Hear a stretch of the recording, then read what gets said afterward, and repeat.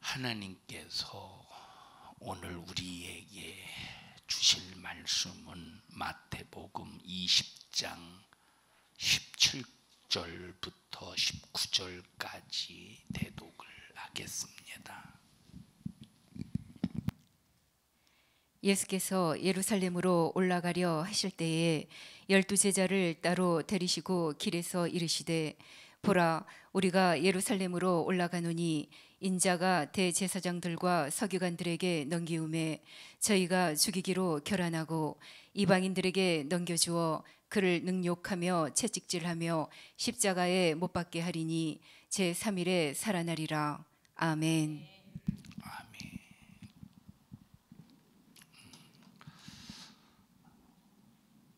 우리에게 하나님의 아들 예수 그리스도로 구원받을 수 있는 것은 엄청난 축복입니다. 이 구원이라고 하는 것은 오직 예수로만 가능한 겁니다. 누구로? 오직 예수로만 가능합니다. 그런데 기독교인이라고 하면서 다원주의자들은 뭐라고 말하느냐? 우리가 산 정상을 향하여 이 정상을 정복할 때 이 정상을 향해서 갈 수 있는 길은 이 길로도 갈 수 있고 이 길로도 갈 수 있고 이 길로도 갈 수 있다. 그래서 기독교의 구원관을 여러 가지 방향으로 제시합니다. 이걸 다원주의라고 말합니다. 절대 구원의 길은 산 정복할 때 여러 길이 있듯이 우리가 구원이라고 하는 정상의 고지는 여러 길이 있는 것이 아니라 오직 무엇으로? 오직 예수로 말미암아. 그리고 예수를 믿는 믿음도 내가 예수를 믿기 때문에 행위를 통해서 구원받는 것이 아니라 우리의 육체로는 무엇을 얻을 사람이 없다고 그랬어요? 구원을 얻을 사람이 한 사람도 없다고 말했어요. 왜? 육체를 가지고 아무리 선한 일을 많이 한다고 할지라도 고아원에 부모 없는 아이들을 도와주고 양로원의 노인들을 도와주고 굶주린 사람 돌보아주고 옥에 갇힌 사람 병든 사람 육체를 가지고 아무리 착한 일을 하루 24시간 80평생 하루도 쉬지 않고 한다고 할지라도 육체 속에는 이 육체는 무슨 덩어리다? 죄덩어리다. 육신은 소욕으로 가득한 녀석이다 이 말에. 그래서 우리의 육체로는 자랑할 것이 하나도 없대. 육체 자체는 무슨 본질이냐? 죄의 본질을 가지고 있기 때문에 바로 이 육체 속에 들어있는 이 죄의 본질, 죄의 역사를, 이 죄를 해결할 수 있는 오직 딱 한 가지의 방법은 예수님이 이 죄를 해결하시기 위해서 십자가에 피 흘려 죽으셨고 죄 없는 고로 부활하셨다. 나는 예수님의 죽으심은 내 죄로 인한 죽으심이다. 주님, 나는 내 죄로 말미암아 영원히 지옥 갈 수밖에 없지만 주님이 나의 죄를 대신해서 죽으셨으니 주님의 죽으심으로 내 죄를 용서하시고 내 죄를 사하셔서 나를 죄에서 건져내시고 내게 생명을 주세요라고 하는 요 믿음을 통한 고백을 통해서 우리에게 뭐가 이루어져요? 오직 믿음을 통해서만 구원이 이루어진다 이 말입니다. 그래서 예수님께서 우리의 구원을 위해서 이 땅에 오셨다 하는 사실을 한순간도 잊어버리지 않기를 주님의 이름으로 축원합니다. 그러면 그 예수님이 이 땅에 오셔서 어떤 생애를 사셨는가에 관해서 여러분과 함께 약 1시간 정도 말씀을 나누면서 예수님이 사신 생애를 잘 여러분들이 기억하시고 여러분들도 그와 같은 생애를, 예수님과 같은 생애를 재현하시기를 주님의 이름으로 축원합니다. 자, 예수님의 생애를 보면, 자, 첫 번째 예수님의 탄생에서부터 공생애를 시작하기 직전까지, 다시 말하면 목수의 아들로서 사신 생애가 있습니다. 탄생에서부터 목수의 아들의 생애까지. 자, 이때까지는 예수님 자신의 능력을 나타내셨다, 안 나타내셨다? 안 나타내셨어요. 하늘의 권세, 하나님 자신의 권세를 나타내지 아니하시고 그냥 평범한 목수의 아들로 사셨습니다. 평범한 목수의 아들로. 자, 그런데 예수님께서 탄생하실 때는,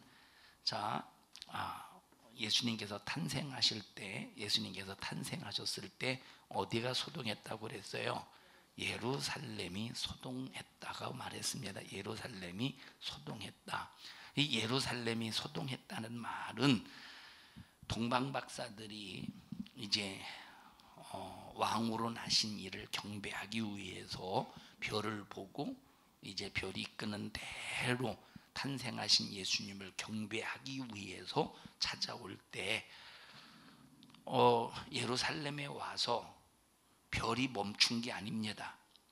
예루살렘까지 별을 보고 오다가 지가 예루살렘 유대인의 왕이 나셨다면 예루살렘에서 태어났겠지, 예루살렘의 왕궁에서 태어났겠지 하고 그냥 이 동방 박사들이 별만 보고 따라갔다라면 이 예루살렘에서 멈추지 않았을 텐데 어디까지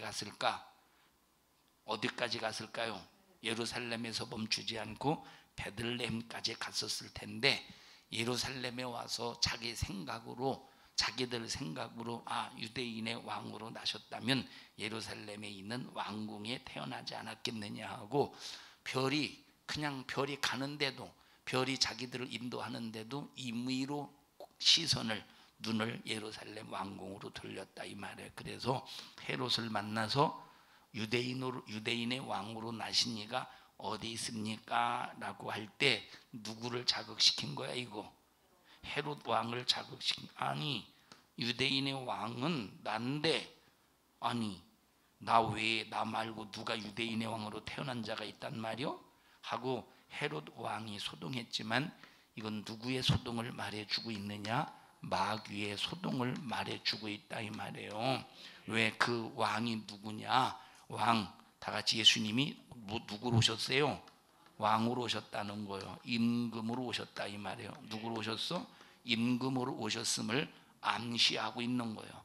임금으로 오셨음을 말해주고 있다 이 말이에요. 그러면 이 왕은 어떤 왕이냐?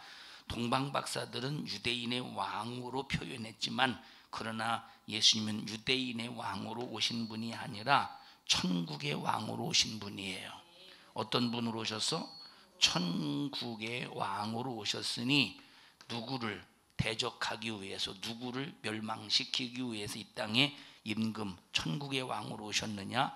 요 세상 임금 마귀를 멸하시기 위해서 이 땅에 오신 겁니다.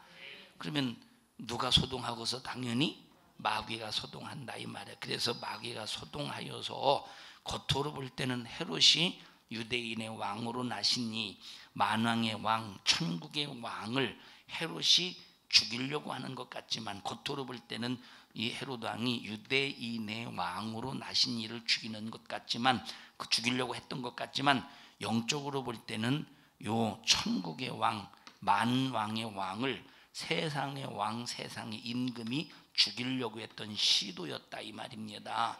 그러면 이 시도가 성공했어 안 했어?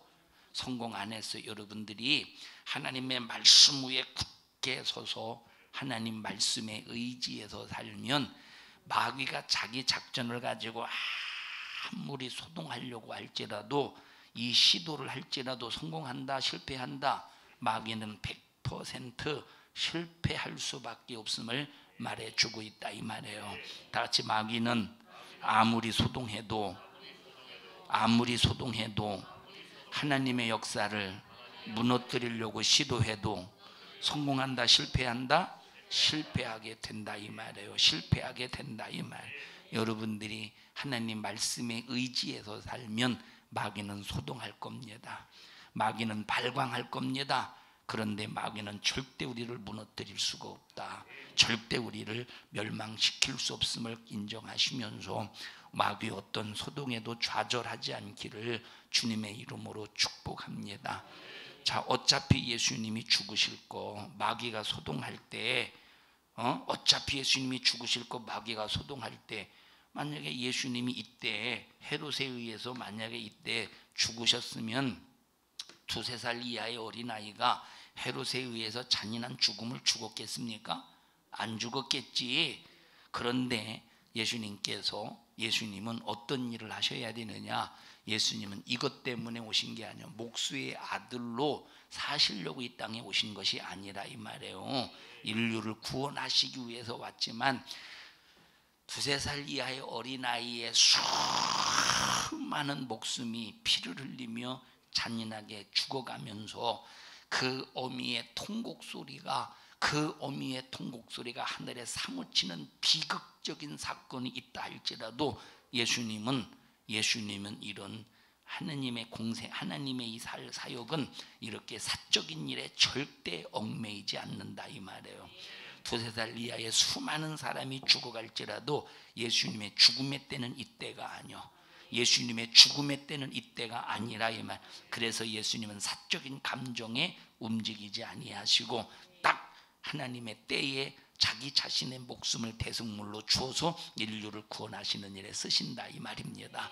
여러분들도 절대 예수를 믿는 사람으로서 그리스도인 기독교인이라면 함부로 사적인 감정에 사심에 얽매여서 하나님의 일을 망치고 그르치지 말고 나 때문에 내가 예수의 복음을 이루는 것 때문에 여러 가지 환경적으로 또 여러 가지 가정에서 수많은 가정 식구들이 수많은 이런 여러분 소동의 역사가 있다고 할지라도 하나님이 나를 통해서 공적인 삶을 통해서 이루시려고 하는 하나님의 뜻이 있다면 그 뜻을 이루기까지 절대 좌절하고 그 소동 때문에 방해받거나 회방받지 않기를 주님의 이름으로 축원합니다. 자, 예수님이 이렇게 악한 마귀 사단 귀신의 소동으로 말미암아 예수님을 죽이려고 수없이 악한 영의 역사가 괴기를 부렸지만 하나님은 뻔히 2~3살 이하의 어린아이가 잔인하게 죽어가면서 어미의 가슴을 찢어놓는 통곡의 소리가 있다 할지라도 이 사적인 감정에 얽매이지 않았다? 절대 얽매이지 않았다 이 말입니다. 자, 두 번째 예수님의 생애를 보면 공생애의 삶을 사셨어요. 어떤 삶을 사셨습니까? 공생애의 삶을 사셨는데 이 공생애의 삶을 보면 공생애의 삶을 공적인 생애라 이 말이에요. 사적인 삶이 아니라. 자, 공생애의 삶을 보면 첫째, 왜 예수님께서 공적인 공생애의 삶 동안 무엇을 하셨느냐 할 때 첫째, 제자들을 가르치셨어요. 누구를 가르치셨어? 제자들을 가르치셨어요. 왜 제자들을 가르치셨느냐? 예수님이 십자가에 피 흘려 죽으시고 예수님의 죽음을 통해서 인류를 구원하는 길을 열어놓으셨다면 예수님은 인류를 구원하시는 길을 열어놓으신 분이에요. 모든 죄사함을 받은 사람들이 하나님 앞에 나아갈 수 있는, 천국 갈 수 있는 길을 열어놓으신 분이라 이 말이에요. 세상은 뭘로 가득합니까? 세상은 흑암에 갇혀 있어요. 세상은 흑암에 갇혀 있어. 하나님께서 빛을 비추시고 하나님께서 첫째 날 빛을 만드시고 이 흑암을 비추셔서 이 흑암과 빛을 구분하셨다 이 말입니다. 그런데 아담이 죄를 범하는 순간에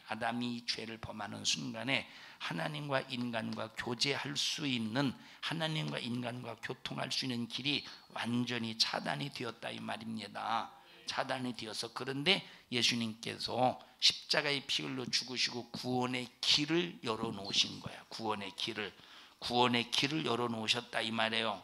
구원의 길을 열어놓으셨어. 근데 구원의 길을 열어놓으셨지만 이걸 전해주는 자가 없으면 어찌 예수가 이루신 구원의 길, 만들어 놓으신 구원의 길, 천국 갈 수 있는 구원의 길에 전해주는 자가 없으면 어찌 이 길에서 천국으로 가는 사람이 누가 있겠습니까? 아무도 없지. 아무도 없지. 그래서 전하지 않으면 누가 들으리요?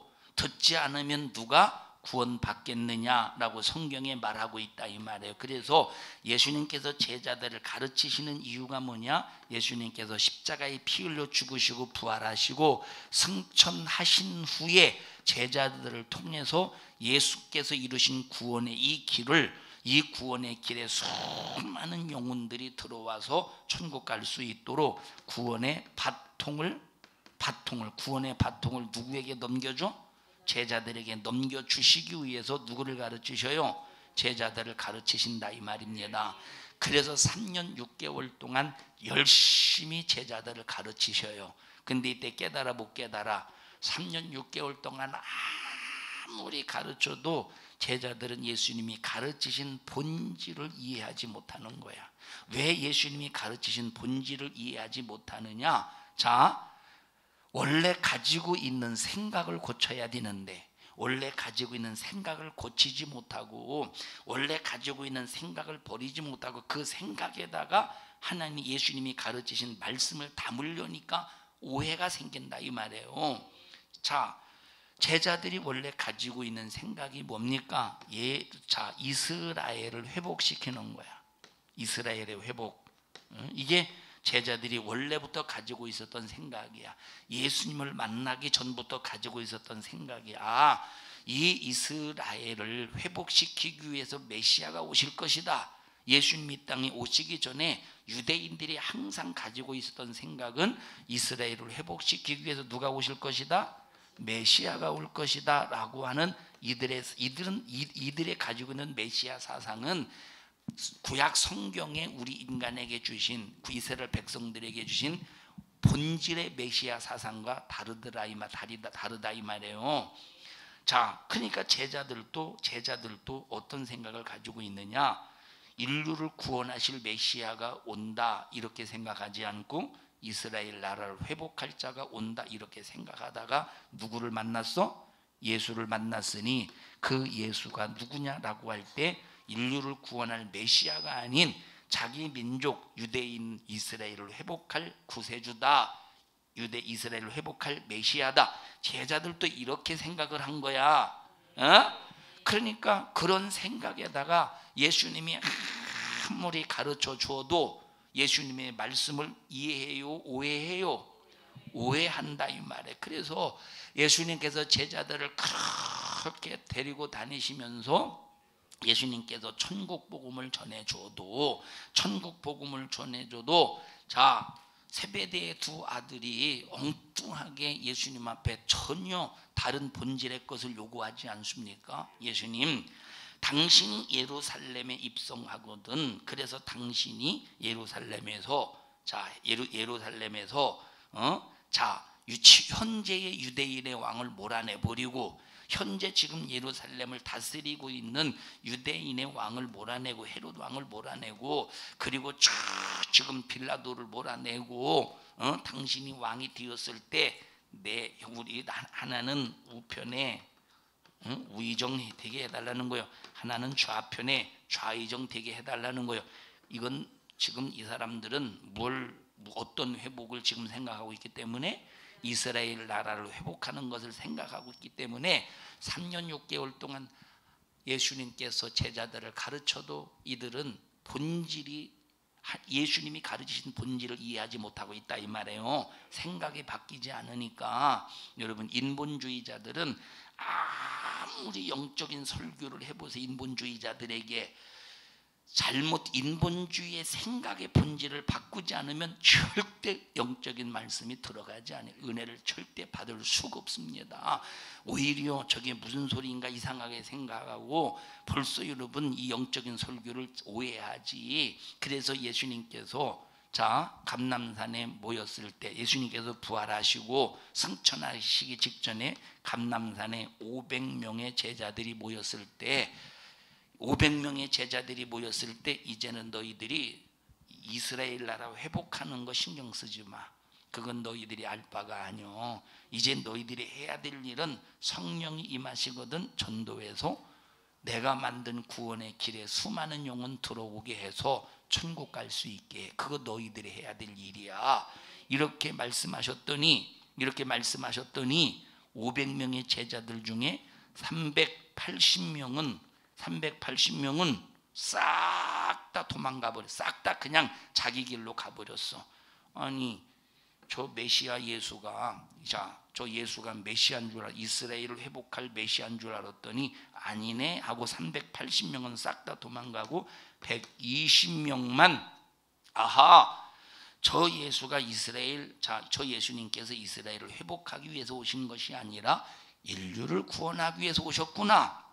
그리고 자기 자신들이 구원시킬 수 있는 성령의 사람이 되게 하기 위해서 120명이 마가의 다락방에 모여서 일심으로 기도했더니 열을 위해 성령이 임하시더라 이 말이에요. 성령이 임하시니까 3년 6개월 동안 예수님이 가르치셨던 말씀의 본질이 무엇인가를 이해하기 시작한 거야. 성령이 임하시니까 예수님이 자기들에게 3년 6개월 동안 가르치셨던 그 말씀의 본질이 무엇인가를 깨닫기 시작한다 이 말이야. 그때 얘기했던 그 말씀이 그런 말씀이었구나. 그러니 세베대의 두 아들들이 성령 받고 난 다음에 얼마나 민망했겠어. 내가 엉뚱한 것 구했네. 내가 참 바보스럽게 미련한 걸 구했네.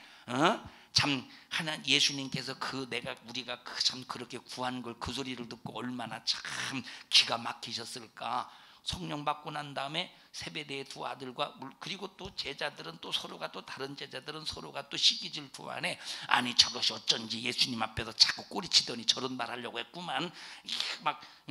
얼마나 제자들이 성령 받고 난 다음에 예수님의 말씀하신 본질을 깨달은 후에 얼마나 민망해 부끄러웠겠어요. 여러분 그래서 우리 생각 속에 절대 인본주의적인 생각을 완전히 아주 철폐시켜버려야, 인본주의 생각을 완전히 아주 그냥 때려 파괴시켜 부숴버려야 영적인 하나님이 말씀하신 본질을 제대로 알고 그 본질을 따라 순종할 수 있다 이 말이에요. 3년 6개월 동안 예수님께서 공생애를 사시면서 하셨던 작업 중에 하나가 뭐다? 제자들을 가르치셨다 이 말이에요. 제자들을 가르치셨어. 그러면 제자들을 가르치시기 위해서 첫째 하신 일이 뭐냐? 제자들을 부르셨어요. 뭐 하셨어? 제자들을 부르셨어. 부르신 이유가 뭐예요? 부르셨다. 소명 부를 소자 불렀다. 자, 소명 부를 소자 불렀다 이 말이에요. 왜 불렀느냐? 가르치시려고 부른 거야. 그 다음에 그들을 다 가르치신 다음에 성령이 임하실 때 뭘 주셔요? 사명을 주시는 거야. 사명은 일을 시키는 거야. 그래서 사명은 보내심을 받는 거예요. 보내심을 받아서 예수님께서 보내셔서 일을 시키는 거예요. 그래서 소명, 예수님께서 부르실 때는 제자들이 배와 그물과 누구를 버렸대? 부친을 버리고 예수님을 따르되 예수님의 부르심을 응한 것이에요.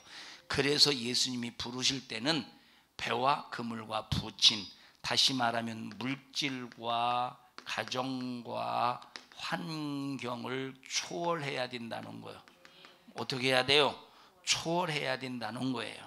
예수님이 나를 부르셔서 하나님이 쓰시기 위한 사람으로 만드시려고 할 때는 물질을 초월하고 가정을 초월하고 환경을 초월할 수 있어야 돼. 그렇지 않으면 하나님이 절대 우리를 부르시지 않는다 이 말. 너 초월할 수 있는 사람이냐? 초월하지 못하는 사람이냐? 우리는 초월해야 하나님이 부르셔서 사명을 주시는 거예요. 하나님이 부르셔서 뭘 주셔? 사명을 주시는 거예요. 하나님이 부르셔서 사명을 주셔야 돼. 여러분, 보내심을 받는 이 사람, 이거는 목숨을 초월해야 돼. 목숨을 초월해야 되는 거예요. 목숨을. 이해하십니까? 그래서 여러분 보세요. 교회에서 소명 속에서 충성하는 사람이 있고 사명 속에서 충성하는 사람이 있어요. 그러면 여러분들이 어디까지 가야 되느냐? 사명 속에서 충성하는 사람이 되어야 돼. 어디까지 가야 돼? 사명 속에서 충성하는 사람이 되어야 돼요. 자, 예를 들어서 보십시다. 여러분들이 그냥 앞에 나와서 찬양하고 찬양대회가 찬양하고 이거는 사명일까 소명일까? 이건 사명일까 소명일까? 이건 소명이라 이 말이에요.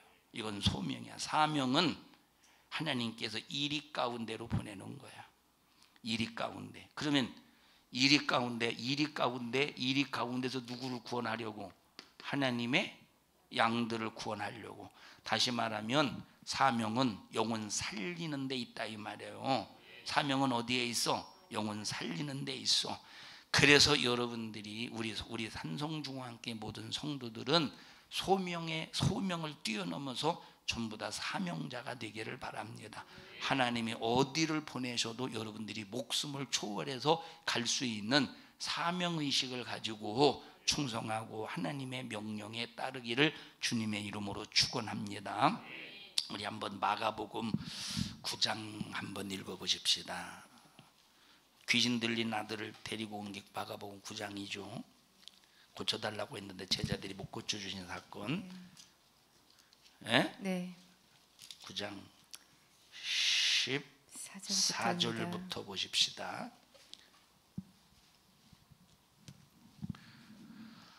시작. 저희가 이에 제자들에게 와서 보니 큰 무리가 둘렀고 서기관들이 더불어 변론하더니 온 무리가 곧 예수를 보고 심히 놀라며 달려와 문안하거늘 예수께서 물으시되 너희가 무엇을 저희와 변론하느냐? 무리 중에 하나가 대답하되 선생님, 벙어리 귀신 들린 내 아들을 선생님께 데려왔나이다. 귀신이 어디서든지 저를 잡으면 거꾸러져 거품을 흘리며 이를 갈며 그리고 파리하여 가는지라. 내가 선생의 제자들에게 내어 쫓아달라 하였으나 저희가 능히 하지 못하더이다. 대답하여 가라사대 믿음이 없는 세대여, 내가 얼마나 너희와 함께 있으며 얼마나 너희를 참으리요. 그를 내게로 데려오라 하시매 이에 데리고 오니 귀신이 예수를 보고 곧 그 아이로 심히 경련을 일으키게 하는지라. 자, 지금 예수님께서 지금까지 제자들에게 귀신을 쫓아내고 병 고치는 이 능력을 행하시면서 제자들에게 가르치셨다 이 말이에요. 가르치셨어. 제자들은 그걸 봤어. 제자들은 예수님이 병 고치는 걸 봤어. 제자들은 예수님이 귀신을 쫓아내는 걸 봤어. 제자들은 예수님이 죽은 자를 살리는 것을 봤다 이 말이에요. 근데 이런 수많은 이제 보고 경험한 그런 상황 속에 있을 때 귀신 들린 아들을 둔 애비가 예수님께 와서 제자들에게 와서 내 아들이 귀신 들려서 정말로 이거 참 부모로서 너무 가슴 아프다. 고쳐줘라. 쫓아내줘라 이 귀신을. 그랬더니 쫓아냈어요? 못 쫓아냈어요? 못 쫓아냈다 이 말. 예수님께서 저쪽에서 오고 계셔요. 저쪽에서 오고 계실 때 쫓아가서 그 부모가 쫓아가서 예수님 당신의 제자들에게 귀신을 쫓아달라고 했더니 못 쫓아주더이다. 예수님께서 내 아들의 귀신을 쫓아주세요. 그럴 때 지금 예수님께서 제자들에게 하신 말씀이 믿음 없는 세대요. 믿음 없는 세대여, 내가 얼마나 너희와 함께 있으며 얼마나 너희를 참으리요. 야, 지금까지 내가 너희들에게 능력을 행하면서 너희들에게 가르치지 않았느냐? 너 마태복음 10장에서 또 귀신 쫓아내고 병 고치고 죽은 자 살리는 능력을 주어서 보냈을 때 너희들 행해서 못했어? 행하지 않았었느냐 이 말이에요. 근데 왜 못 쫓아내? 이 믿음 없는 세대에 언제까지 내가 너희들을 참아야겠느냐? 이 참아야 되겠느냐? 언제까지 너희와 함께 있어야 되겠느냐? 그를 내게로 데려오라 이 말이에요. 지금 이것은 예수님이 가르치셨는데 했어 못했어? 예수님이 제자들에게 가르쳤어. 귀신 쫓아내고 병 했어요 못했어요? 못했다 이 말이에요. 그래서 믿음 없는 세대의 이 패역한 세대에 언제까지 참겠느냐 말씀하신 것이라 이 말이에요. 자 20절 보십시다. 시작. 예 데리고 오니 귀신이 예수를 보고 곧 그 아이로 심히 경련을 일으키게 하는지라. 저가 땅에 엎드러져 굴며 거품을 흘리더라. 예수께서 그 아비에게 물으시되 언제부터 이렇게 되었느냐 하시니 가로되 어릴 때부터이다. 귀신이 저를 죽이려고 불과 물에 자주 던졌나이다. 그러나 무엇을 하실 수 있거든 우리를 불쌍히 여기사 도와주옵소서.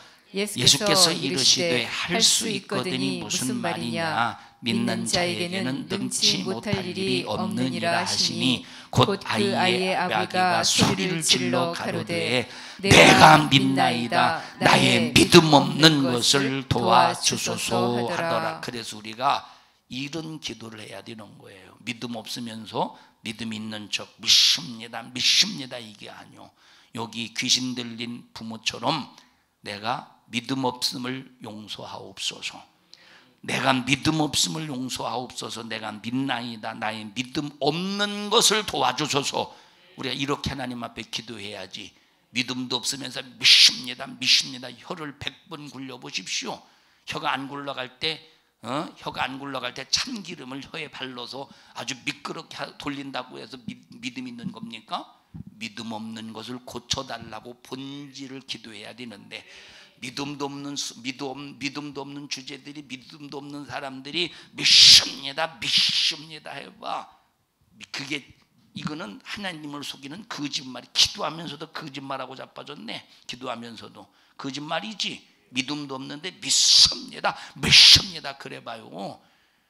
이건 하나님을 기만하는 거짓말의 기도지. 여기 지금 예수님께서 그 부모의 잘못된 그 믿음을 고쳐주지 않습니까? 바르게 수정시키지 않습니까? 나 믿음 없는 것을 고쳐주세요. 그래서 우리가 믿어지지 않을 때, 믿음이 없을 때 하나님 앞에 믿음 달라고 기도해서 바른 믿음을 하나님께로 부여받아야지. 믿음도 없으면서 믿습니다 해봐. 하나님이 믿음을 주겠는가? 이 사람은 평생 하나님과 상관없는 자기 혼자의 믿음, 하나님과 상관없는 자기 혼자의 믿음으로 스스로 속으면서 평생 동안 하나님을 믿은 줄로 착각하는 거예요. 하나님 앞에 딱 섰어요. 이런 사람이. 하나님 저 믿다 왔어요. 네가 언제 나를 믿다 왔냐? 너는 너 혼자 믿었지. 너는 너 혼자, 그러고 너 혼자 너도 그게 믿은 거냐? 믿음도 없으면서 믿는다고 말했지. 믿음도 없으면서 믿는다고 말했지. 예? 그게 너 믿은 거냐? 그래서 우리가 반드시 무엇을 찾아서 신앙생활을 해야 되느냐? 본질을 찾아서 신앙생활을 해야 되고 본질을 만나야 된다 이 말이에요. 여기 믿음도 없으면서 믿음 있는 척 믿습니다 이런 기도하지 마세요. 하나님 얼마나 이거 하나님이 보실 때 참 기가 막히겠어요. 믿음도 없으면서 믿습니다 하는 이런 사람들의 기도를 들으시고 하나님이 얼마나, 하나님이 뻔히 알잖아. 믿음 없는 거, 하나님이 믿음 없는 거 뻔히 알잖아요. 믿음 없는 거 뻔히 알아. 그냥 그렇게 이루어졌으면 좋겠다 싶으니까 믿습니다 하는 거지. 그리고 사실 믿지도 아니요. 될라나 모르겠네 이 생각을 가지고 있지. 믿습니다 하는 사람 치고 될라나 모르겠네 이런 생각 안 갖는 사람이 한 사람도 없어요.